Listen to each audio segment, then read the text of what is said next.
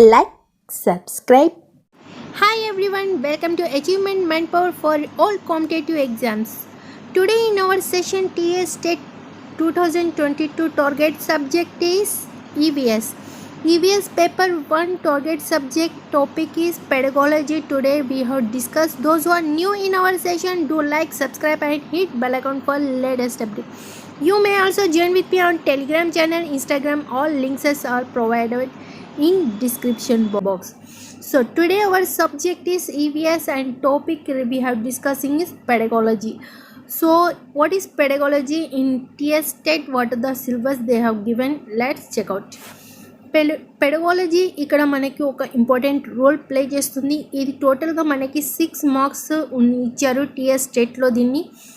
దీని యొక్క పాత్ర ఎలా ఉంటుందంటే, ఇది మన సోషల్ యొక్క ఈపీఎస్ యొక్క టోటల్ టీచర్స్ గురించి ఇక్కడ మన టీచర్ని ఎలా ఇంప్లిమెంట్ చేయాలి, స్టూడెంట్స్కి ఏ విధంగా మన ఇక్కడ ఎడ్యుకేషన్ అనేది ఉంటుంది, టీచర్స్ ఎలా టీచింగ్ చేయాలి, వీటన్ని గురించి ఇక్కడ పెడగాలజీలో ఉంటుంది. ఈ సబ్జెక్ట్ మనకి చాలా ఈజీగా మనం దీన్ని స్కోర్ చేయవచ్చు. ఎందుకంటే ఒక్కసారి మనం కాన్సెప్ట్ తెలుసుకుంటే ఈ కాన్సెప్ట్ నుండి మీకు మార్క్స్ అనేవి క్వశ్చన్స్ అనేవి వస్తాయి. మార్క్స్ అనేవి ఇక్కడ నుండి పర్టికులర్గా మీకు వస్తాయి. ఎందుకంటే ఇక్కడ జిగ్జాగ్ మనకి ఎక్కడి నుండో అడిగే ప్రసక్తి ఇక్కడ ఉండదు. కాబట్టి ఇక్కడ మనకి ఏదైతే ఉంటుందో వాటిలో నుండే మనకి ఇక్కడ అడుగుతారు. సో ఇక్కడ డెఫినెట్లీ మనకి ఎటువంటి చేంజెస్ ఉండవు, డైరెక్ట్ క్వశ్చన్స్ అనేవి వస్తాయి. కాబట్టి ఇక్కడ పెడగాలజీలో మనం 6 మార్క్స్ ఈజీగా గెయిన్ చేయొచ్చు.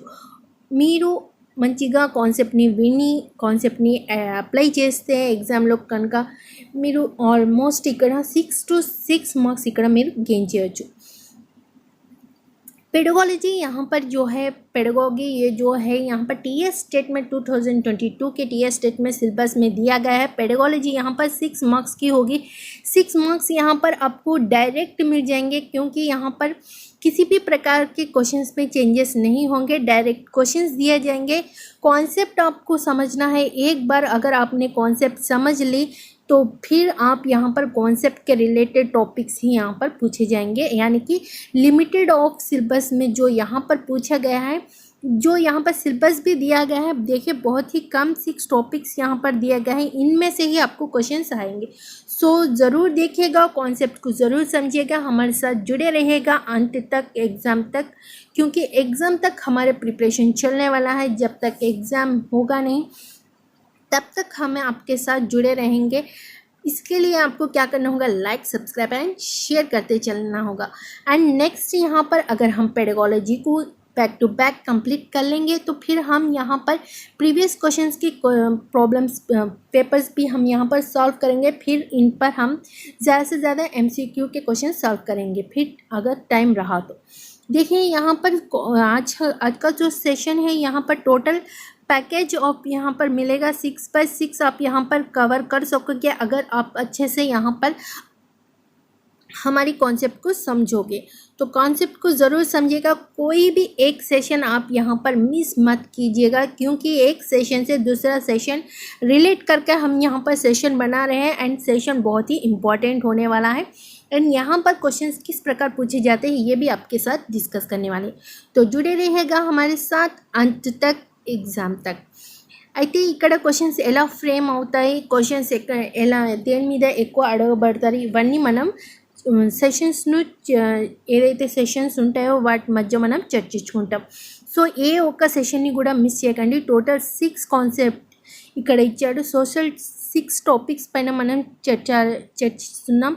So don't miss any session. So today our first topic is concept and scope of environmental studies, science and social studies. Next topic ichindi aims and objective of teaching environment studies, science and social related academic standard of technique EVS. Third, relation to science and social studies. Fourth, curriculum and its transactions. Fifth, learning environment. Sixth, CCE. यहाँ पर pedagogy के जो concept है वो देखिए. Concept first है जो concept and scope of environment studies, जो कि साइंस एंड सोशल दोनों में यहाँ पर इंटीग्रेटेड होता है. नेक्स्ट है aims and objective of teaching environmental studies, science and social economic standard of teaching EVS. Third है relation to science and social studies, science and social के बीच का रिलेशन यहाँ पर जानेंगे। नेक्स्ट है curriculum and its transaction, fifth है लर्निंग एनवायरनमेंट, सिक्स्थ है CCE के बारे में, कंटिन्यूस कॉम्प्रहेंसिव एवैल्यूएशन के बारे में जानेंगे। तो बहुत ही इंपॉर्टेंट सेशंस होने वाले हैं, डोंट मिस एनी सेशन। तो चलिए फिर देखते हैं पेडागोजी EVS की। The word environment is derived from the French word environner, which means to encircle or surrounded. Environment అనే పదం environner అనే ఫ్రెంచ్ పదం నుండి ఉత్పత్తి చెంది దీని అర్థం చుట్టుముట్టడం. ఏదైతే ఇక్కడ ఎన్విరాన్మెంట్ అనేది ఉందో ఈ ఎన్విరాన్మెంట్ ఎక్కడి నుండి వచ్చింది, ఈ డిరైవ్ ఫ్రమ్ ఫ్రెంచ్ వర్డ్ నుండి వచ్చింది. ఈ ఫ్రెంచ్ వర్డ్ నుంచి వచ్చిన దాన్ని ఏమంటున్నాం మనం ఇక్కడ ఎన్విరానర్, ఫ్రెంచ్ వర్డ్లో ఎన్విరానర్ దాంట్లో నుండి ఎన్విరాన్మెంట్ అనేది ఉత్పత్తి అయింది. దీని అర్థం ఏంటి, ఎన్ సర్కిల్, మనం ఏదైతే ఒక సర్కిల్లో ఉంటున్నామో ఎర్త్ యొక్క సర్కిల్ భూగోళంలో మధ్యలో ఉంటున్నామో దీని చుట్టూ ఉండే వాటిని ఏమంటున్నాం ఎన్ సర్కిల్, అండ్ దీని చుట్టూ ఉండే దాన్ని మనం చుట్టూ ముట్టడం అని అంటున్నాం. द वर्ड एनवायरनमेंट जो है ये फ्रेंच का वर्ड है, ये फ्रेंच वर्ड जो एनवायरनमेंट से लाया गया है. एनवायरनमेंट इसका अर्थ है जो कि एक सर्किल के अंदर, ये अगर हम इसे अर्थ कहें तो अर्थ के सराउंड जो गोल यहाँ पर जो आसपास जो भी होगा, जो सराउंडिंग होगा उसे हम इन सर्किल कहते हैं. जो सराउंडेड है इन सभी को हम क्या कहते हैं, हमारे जो सराउंड जो आसपास जो है वो सभी क्या कहलाएगा, एनवायरनमेंट कहलाएगा. It is the common to all living organism, plants, animals and humans and air, water, land, rocks as much part of environment as we human are. ఇది అన్ని జీవులకు, మొక్కలకు, జంతువులు మరియు మానవులకు సాధారణ గాలి, నీరు, భూమి, రాళ్ళు మనం మానవుల వల్లే పర్యావరణంలో చాలా భాగం ఉంటున్నాం. సో ఇక్కడ ఏంటంటే यहाँ पर क्या कहा जा रहा है, जो लिविंग ऑर्गेनिजम्स है, जो भी यहाँ पर हमारे साथ जो जन्म लिए हैं उनके साथ, हमारे साथ जो हमारे आसपास की जो आस पड़ोस में जो भी यहाँ पर पौधे हैं, जो जानवर है, जो ह्यूमन बीइंग्स है यानी कि जो मानव है, इन सभी के लिए कॉमन क्या है, एयर कॉमन है, वाटर कॉमन है सभी के लिए, लैंड कॉमन है, एंड रॉक्स, पत्थर, ये सभी कॉमन है किसके लिए, चाहे वो प्लांट्स हो, एनिमल्स हो एंड ह्यूमन बीइंग हो, इन सभी के लिए ये सभी एयर, वाटर, लैंड, रॉक्स जो है ये सभी के लिए कॉमन है. ये सभी एक पार्ट है एनवायरनमेंट में, हम एक ह्यूमन बीइंग एक छोटा सा पार्ट है कह रहे हैं. ఇది ఒక మన జీవులు ఏదైతే ఉన్నాయో ఎన్విరాన్మెంట్ అనే దానిలో మనం ఒక జీవులు ఉంటాం, అందులో మొక్కలు, జంతువులు, అందరికీ ఏది కామన్ అంటే ఇక్కడ మనం సాధారణంగా అందరూ అనుభవించేది గాలి, నీరు, భూమి, రాళ్ళు, మనం వీటన్నిటిని మొక్కలు, జంతువులు అన్నిటికీ ఇది కామన్. ఒకరికి మాత్రమే ఎన్విరాన్మెంట్ సొంతం కాదు, అందరికీ ఇది కామన్గా ఎన్విరాన్మెంట్ అనేది ఉంటుంది. ఎన్విరాన్మెంట్లో మనం ఒక మానవులు అనేది ఒక భాగం లాగా ఉంటాం. ఎన్విరాన్మెంట్లో మనుషులు అనేది ఒక EVS organise about 3 broad principles. EVS जो है 3 ब्रॉड प्रिंसिपल्स पर डिपेंड है. EVS అనేది 3 प्रिंसिपल्स మీద डिपेंड అయి ఉంది. ఆ प्रिंसिपल्स ఏందో తెలుసుకుందాం మనం. సో ये जो प्रिंसिपल्स है, फर्स्ट है learning about the environment. Learning environment के बारे में जानना, learning through the environment, learning through the, हम एनवायरनमेंट द्वारा सीखते हैं, द्वारा हम यहाँ पर कुछ ना कुछ सीखते हैं एनवायरनमेंट द्वारा. एनवायरनमेंट के बारे में सीखते हैं, एनवायरनमेंट के द्वारा सीखते हैं, एंड लर्निंग फॉर एनवायरनमेंट के लिए सीखते हैं. तो ये रहा हमारा 3 बेसिक कॉन्सेप्ट, इनके द्वारा हम यहाँ पर एनवायरनमेंट को सीखते हैं. एक तो हम उसके बारे में सीखते हैं, एक उसके द्वारा हम सीखते हैं एंड उसके लिए सीखते हैं. ये 3 ప్రిన్సిపల్స్ డిపెండ్ అయ్యి ఈవీఎస్కి. ఈవీఎస్ అనేది పర్యావరణం అనేది 3 బ్రాడ్ ప్రిన్సిపల్స్ పైన డిపెండ్ ఉంది. అది ఏంటంటే పర్యావరణం గురించి నేర్చుకోవడం, దాని గురించి పర్యావరణం గురించి మనం నేర్చుకోవడం అండ్ నెక్స్ట్ పర్యావరణం ద్వారా కూడా మనం నేర్చుకుంటాం. పర్యావరణం కోసం కూడా నేర్చుకుంటాం. పర్యావరణం కోసం ఎలా నేర్చుకుంటాం? చెట్లు నాటడం వల్ల వాతావరణం అనేది మళ్ళీ న్యాచురల్గా మన యొక్క ఎన్విరాన్మెంట్ అనేది మంచిగా ఉంటుంది. కోసం మనం ఇక్కడ నేర్చుకుంటున్నాం.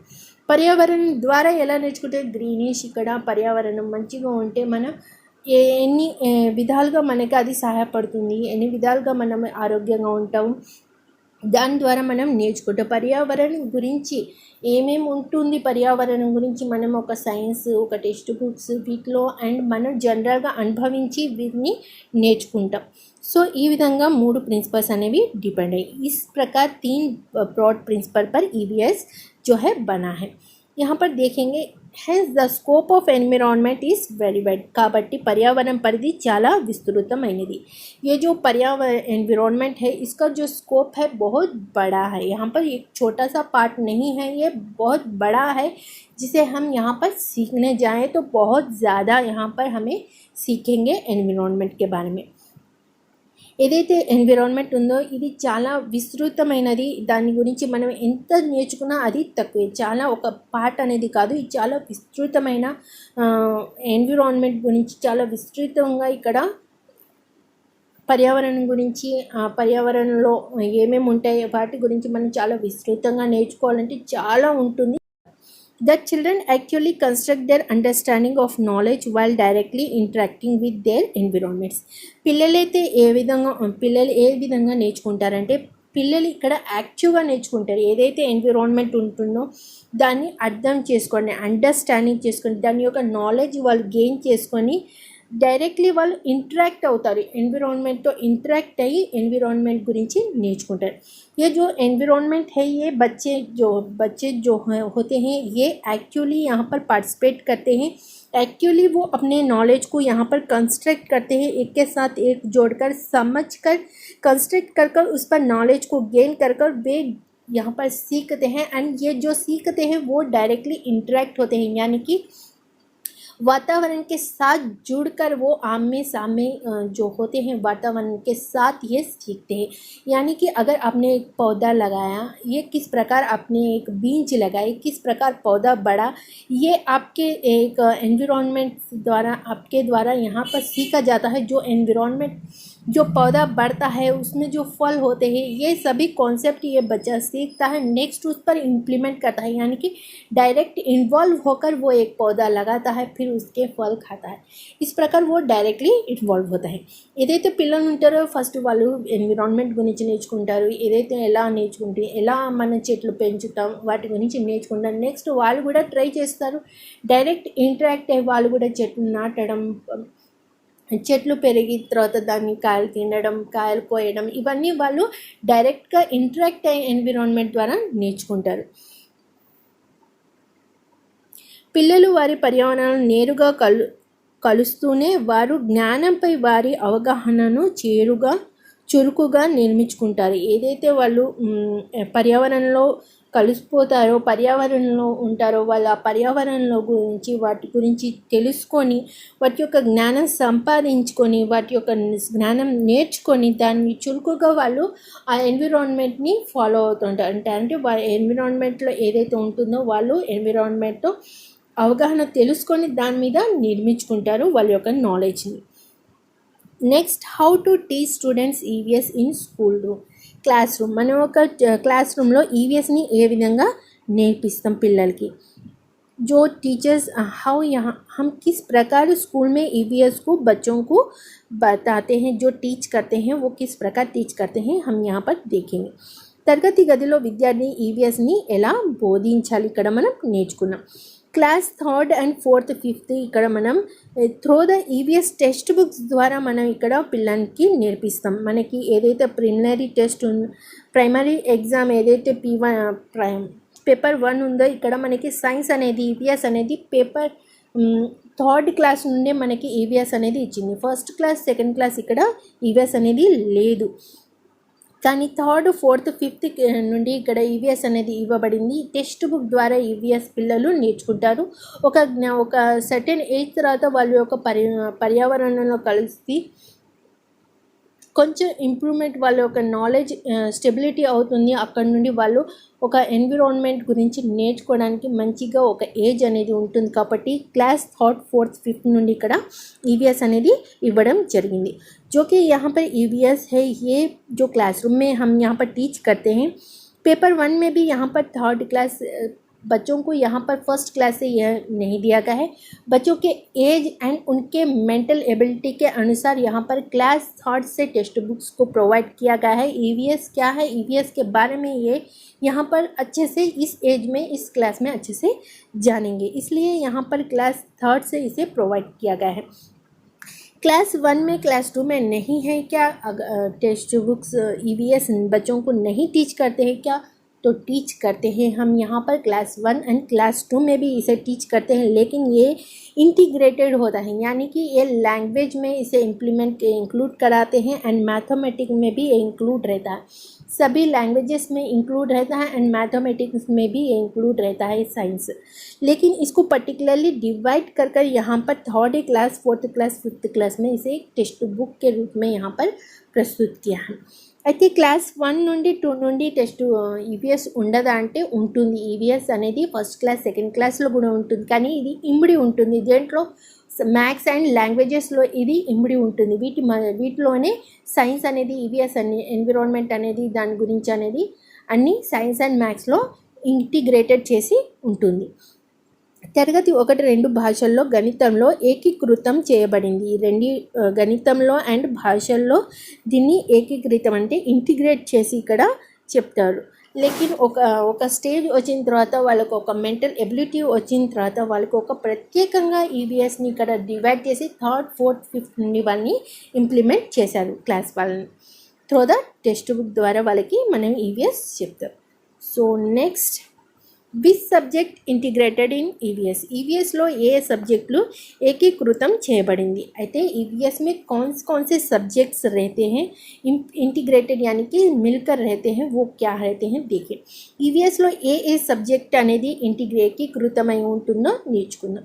ఫస్ట్ అయితే సైన్స్ ఉంటుంది. సైన్స్ గురించి science living things, non living things, plants, animals, ఇవి చిన్న చిన్న ఏదైతే ఉంటుందో వాటి గురించి పిల్లలకి నేర్పిస్తాం. సైన్స్ అనేది ఉంటుంది. సోషల్ అనేది కూడా ఉంటుంది. సమాజిక్ సమాజ్ ఏదైతే ఉంటుందో మన చుట్టూ ఫ్యామిలీస్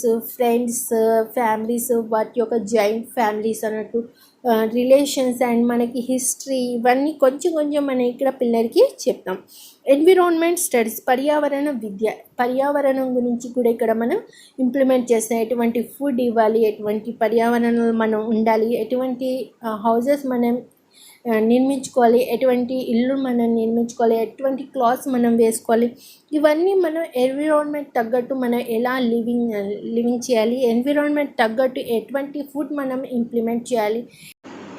ये जो है साइंस, यहाँ पर साइंस है, सोशल है, एनवायरनमेंट, एजुकेशन है. 3 भागों में इसे इंटीग्रेट किया गया है. एक तो साइंस, आप साइंस में आप यहाँ पर बच्चों के किस प्रकार डाइजेस्टिव होता है, आपके बच्चों की ह्यूमन बॉडी के बारे में बताया जाता है.